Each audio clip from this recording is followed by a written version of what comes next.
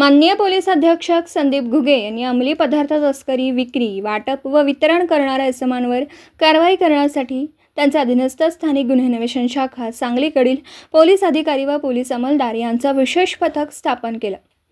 त्या अनुषंगाने स्थानिक गुन्हे अन्वेषण शाखेकडील सहाय्यक पोलीस निरीक्षक नितीन सावंत यांच्या पथकामधील police head constable Atul Mane व पोलीस नामदार अनंत कुडाळकर यांना त्यांच्या बातमीदाराकडून बातमी मिळाली। इसम नामे रियाज महबूब सारवान रामिरज हा अमन अक्रम जमादार राहणार मिरज याच्याकडून तयार गांजा माल घेण्याकरिता मिरज शहरातील अबावली कब्रस्तानचे मेन गेट समोर येणार आहे।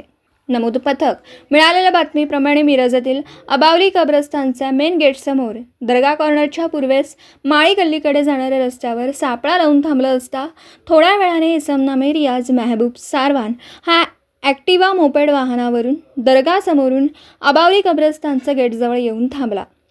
त्यानंतर थोड्या वेळाने एक इसम पिशवी घेऊन अबावली कब्रस्तानचे मेन गेट समोर येऊन रियाज सारवान यांच्याशी बोलत थांबला।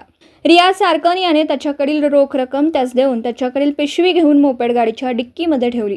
तसा त्याचा बातमीप्रमाणे संशय आल्याने सहाय्यक पोलीस निरीक्षक नितीन सावंत व पथकाने सदर इसमांना पळून जाण्याची संधी न देता ताब्यात घेऊन त्यांना त्यांचं नाव गाव विचारलं। त्यांनी त्यांची नावं रियाज महबूब सारवान वय वर्ष 42 राहणार मंगल टॉकी समोर लोणार बल्ली मिरज 2, अमन अक्रम जमादार वय वर्ष 21 राहणार खाजावस्ती मिरज अशी सांगितली। त्यानंतर सहाय्यक पोलीस निरीक्षक नितीन सावंत यांनी त्यांच्या अंगझडतीचा उद्देश कळून पंचासमक्ष अंगझडती घेतली असता त्यांच्या कब्जातील गाडीच्या डिक्कीमध्ये तयार गांजा माल मिळून आला। त्यांच्याकडे सदर गांजा मालाबाबत विचारणा केली असता रियाज सारवान याने सांगितलं की अमन जमादार यांच्याकडून गांजा माल खरेदी करून तो विक्रीकरिता घेऊन जाणार आहे। तसेच अमन जमादार याने सांगितलं की सदरचा गांजा माल हा त्याने जयसिंगपूर येथील मोहम्मद तौहीद सिद्दीकी नावाचा इसमाकडून घेतला। लागलीच सदर आरोपी व गांजा माल सहाय्यक पोलीस निरीक्षक नितीन सावंत यांनी पंचासमक्ष जप्त केला।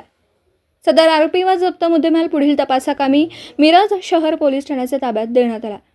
याबाबत वरील प्रमाणे गुन्हा दाखल करण्यात आला आहे। पुढील तपास मिरज शहर पोलीस ठाणे करीत आहे।